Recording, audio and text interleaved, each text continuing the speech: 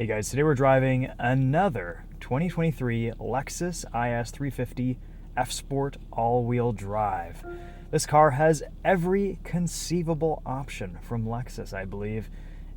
Starting price is about $47,000. This is spec'd up to 61 grand, and that includes a dash camera, which will not stop beeping.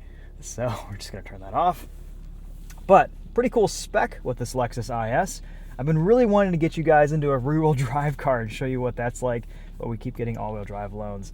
So let's go around, we'll walk you around this one more time, we'll show you what it looks like inside and out.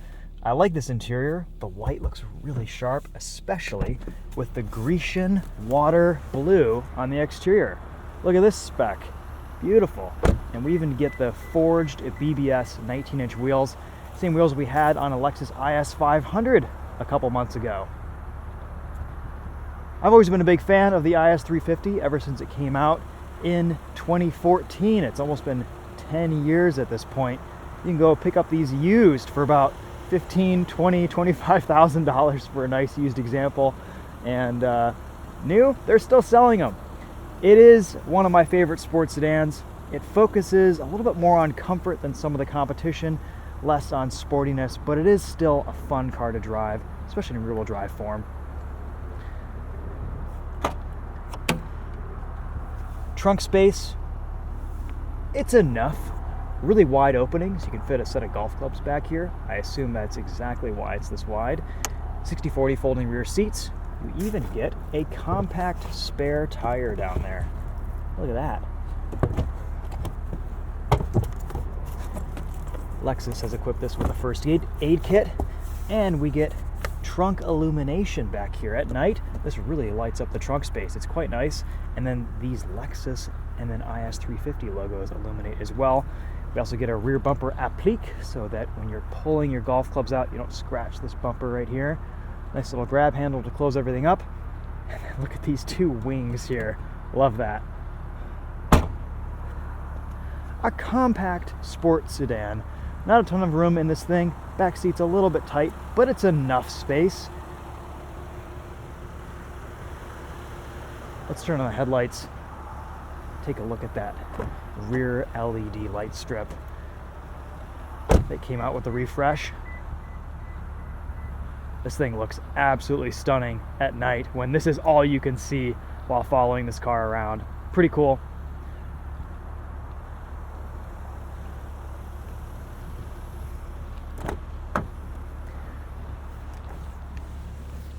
I'm 5'10", and I can wedge back here pretty comfortably. That front seat has a bit of a cutout, so you can put your knees into it. I have about 1.5 inches of headroom. I think if you were any taller, you might start to get a little bit uncomfortable on the back of the IS.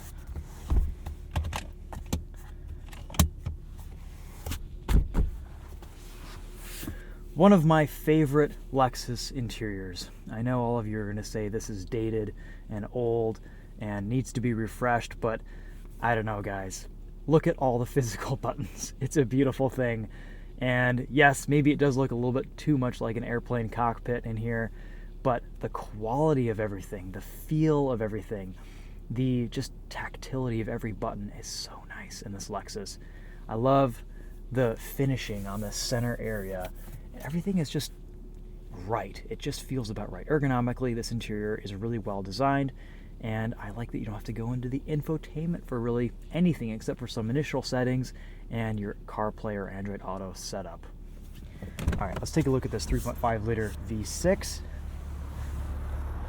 One note before we leave the back seat, you get a huge piece right here for that rear drive shaft.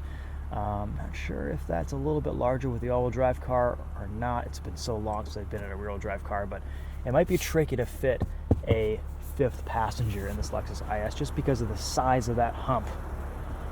Speaking of humps, you also get a noticeable bump out here with the all-wheel drive car. It doesn't really affect me with my driving position, but some drivers may notice it. It just kind of sticks out. It's part of the transmission housing for the all-wheel drive system and the 6-speed automatic. I do prefer the rear-wheel drive car because it comes with the 8-speed auto, a bit closer gearing, bit better setup for performance driving. You can see this car has the adaptive suspension. Works well enough, comfortable in comfort mode, and stiffens up a little bit in Sport Plus. Honestly, I don't really notice that much of a difference. This 3.5 liter V6 is rated for 19 miles to the gallon in the city, 26 on the highway. I always seem to average about 20-21 miles to the gallon in these cars, 19 if I'm driving a little bit more in the city. Honestly, they don't get the best fuel economy. I think if you want better fuel economy, I would go for the rear-wheel drive, and you'd probably average about 30 mpg in that car on the highway on a longer road trip.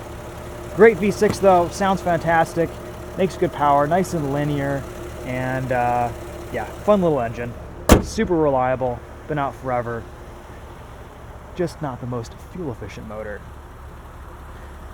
Look at this, carbon fiber mirror caps. Lexus has really gone all out on this car spec. Bridgestone Turanza tires, not a lot of grip. Honestly, I'd swap them out for something a little bit better from Michelin or Continental. Brakes feel good though, and these forged wheels do look sharp, though they're, I believe, a $2,700 option, kind of pricey. Some more options. We get a 360 view camera. Actually, a pretty nice looking reverse camera on this Lexus IS. Good exposure at night, nice resolution, does the job. Also get a rear window shade. That's fancy. And heated, ventilated seats, a heated steering wheel, the infamous Lexus touchpad. But this is now a touch screen. And I know all of you are going to complain, it looks tacked on, I just want to pull it off the dashboard. Well, I've got to say, get over it, because this is where touchscreens kind of belong ergonomically in cars. They should be right below your field of view, looking out at the road, and they should be within reach of the steering wheel. If it's down here, you're going to be taking your eyes too far off the road to look at things. And I think this is kind of an ideal setup, even though from a design standpoint, it doesn't look perfect. Ergonomically, it's pretty good. Let's see if we can find CarPlay here. It's funny because you have to use a combination of physical buttons and the touchscreen to operate this, especially with CarPlay now. Drive modes are right here. No Shrek ears in this Lexus IS. We get Eco, Normal, Sport, and Sport Plus. Little storage space there, lined with very nice felt. Keeps things from vibrating around in there. Lots of controls here for climate. Only thing that isn't physical is this slider, this digital slider for temperature. It actually works quite well. You can single press for 1 degree changes or kind of slide up and down for larger changes. Love the resistance to these volume and tune knobs. Nice little kind of matte finish, rubberized matte. Everything else in here, it just feels nice. Everything is very high quality, has a consistent feel and resistance. There's a lot of weightiness to this IS, from its steering to the brake pedal inputs. It just feels like a really solid car. And besides this display, I actually really like the design of the dashboard. I feel like the new BRZ GR86 might have taken some inspiration from this dash design, with the round vents there, and then this piece, and along with a glove box. It looks very similar. Little tiny sunroof, 3-seat memory settings, lots of adjustability here. Nice seat warming too. The back is heated, the butt is heated. It all gets you nice and toasty. Now that things are finally starting to cool off here in Michigan. In September, it's fall. Good sized glove box, compartmentalized so you can squeeze a few different items in there. And then the Lexus clock. CD player. Don't see those in cars anymore. All right, let's go for a drive. We'll do this one more time.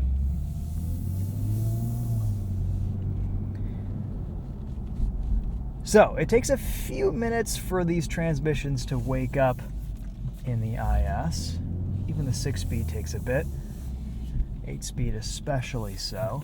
So, first 5-10 minutes, you're not going to be getting those blipped downshifts with your paddle shifters. But once things do get some heat in them, This transmission is reasonably responsive. The thing I like about it the most is it's just so smooth. It's a really comfortable car to drive around. There's never any weird, unpredictable behavior from the gearbox, no lurching, no jerkiness. It just gets the job done and carries you around in comfort, which is, I think, what a Lexus should do. We're just going to leave this in Sport for a little bit, maybe bump it up to Sport Plus.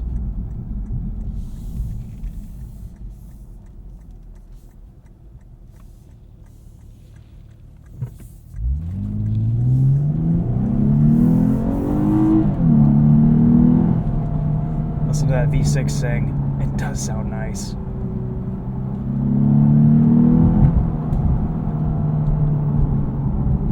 Very linear power band. Bump it up to Sport Plus here. Get a little acceleration out of this.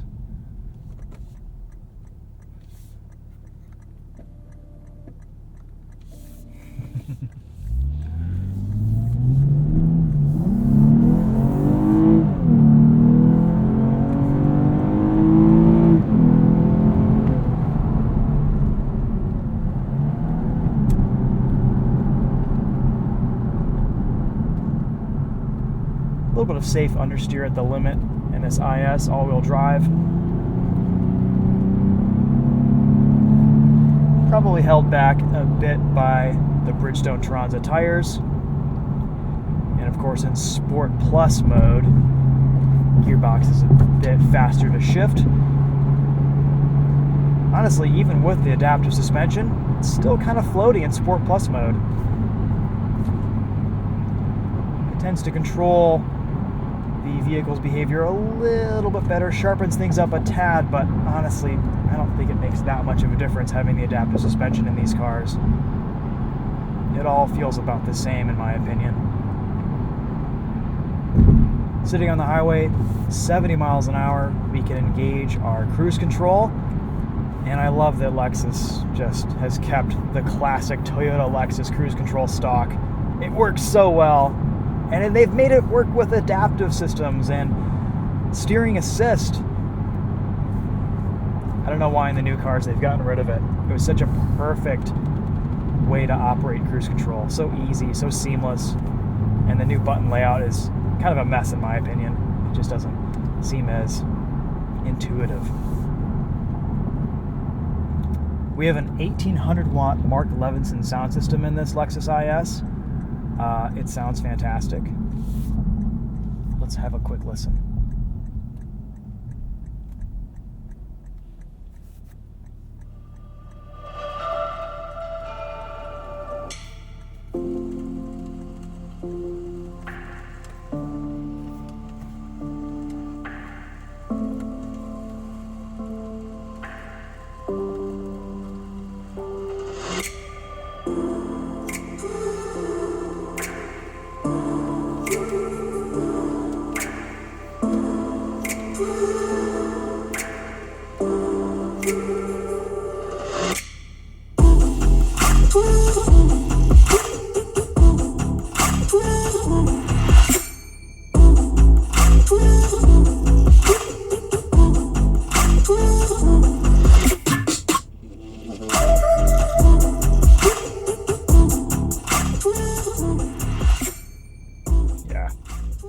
Sounds great. Probably worth the upgrade if you're an audiophile.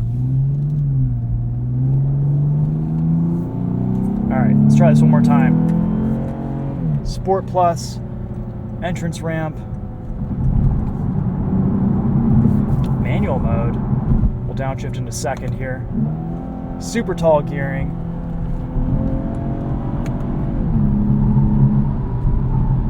A little bit of safe understeer again.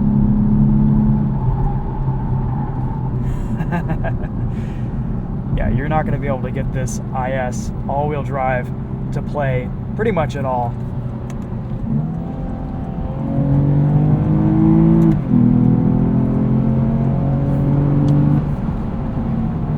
And that's okay.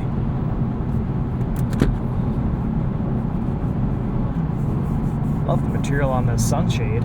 Really soft. It doesn't slide though. That's kind of annoying.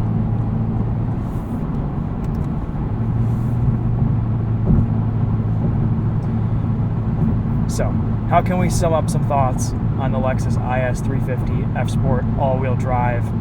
And I don't know what number review this is, but honestly, I've got to give Lexus credit here. They've kept this car out for so long. Ooh, NSX. And they have updated and refreshed it and kept it modern enough with new tech, new infotainment systems. I think in some ways, this is a really, really nice Lexus product, and in some ways it might be better than some future Lexus products in terms of interior quality and fit and finish and feel and ergonomics. And in other ways, it's definitely due for an update and a refresh and some more modern touches. I'm curious to see the direction that Lexus goes with some of their newer products going into the rest of this decade with electrification, etc. I don't know, I still feel like this is a really solid offering. And the fact that you can get one of these used for a lot less money than you can brand new is a pretty good thing as well. Again, used prices on these cars in the 20s for a decently used example. And it's a Lexus, so you know it's probably been pretty well taken care of, maintained at the dealer, etc., etc.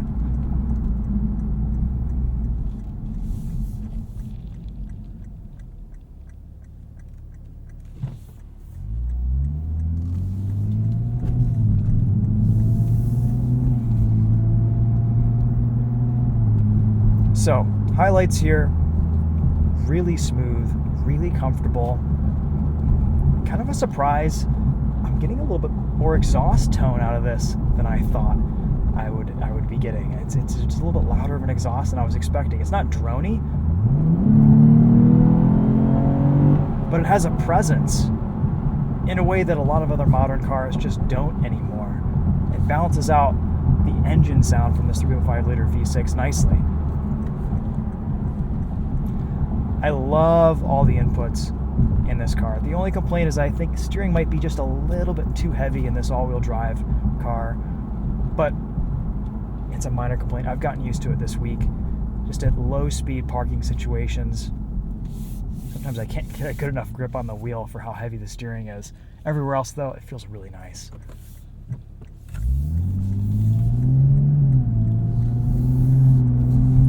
Even though the gearing here isn't ideal, the 6-speed auto is super smooth, and it is nice to have that all-wheel drive traction in a climate like we have here in Michigan. If you're in the snow belt, this all-wheel drive is probably going to be a pretty good buy. It'll get you through all the inclement weather we see here in the Midwest.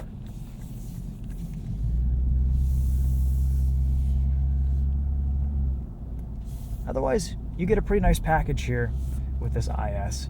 Yes, it's a little bit smaller, it's a little bit more compact and tighter, but that's kind of how it is with a competition. BMW 3 Series is the same way. Genesis G70 feels about the same.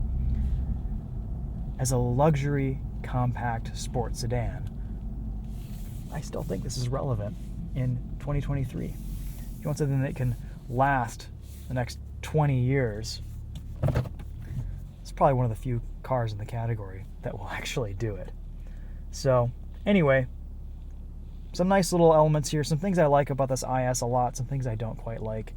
I'm sure you guys will all chime in the comments as well, but yeah, always been a fan of these. Not sure how much longer they'll keep this generation running. This probably will be the last year. Maybe they'll eke it out into 2024 for a little while too. Who knows? I haven't read up on the latest on the IS, but yeah. That's another review of the Lexus IS 350 F Sport all-wheel drive with a few more options than we've seen previously. Not sure I'd recommend the dash cam since it is going off quite often. Not sure if it's missing an SD card or if it's full or what's going on, but every time you start up the car, it starts to beep a bunch. Haven't looked into it. Again, I've only had this car for a couple days, so I will mention it to Toyota. All right. That's going to be a wrap. Thanks again for watching. We'll see you guys in the next video. Take care.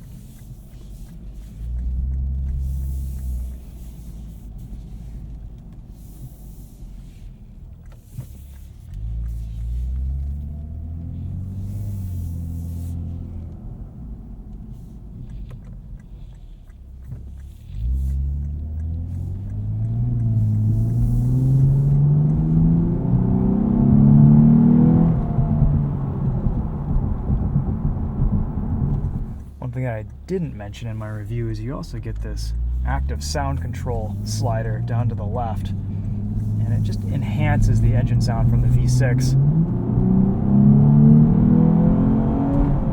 But it sounds kind of artificial and digital. It's not the best noise, so I always just leave it off. It's nice that you can do that though, that you have control over turning it on and off.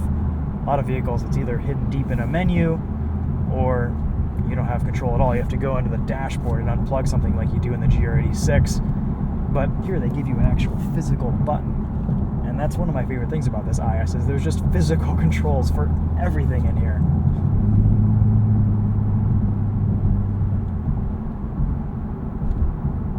Okay, that's a video. We'll see you guys in the next one. Take care. Thanks for watching.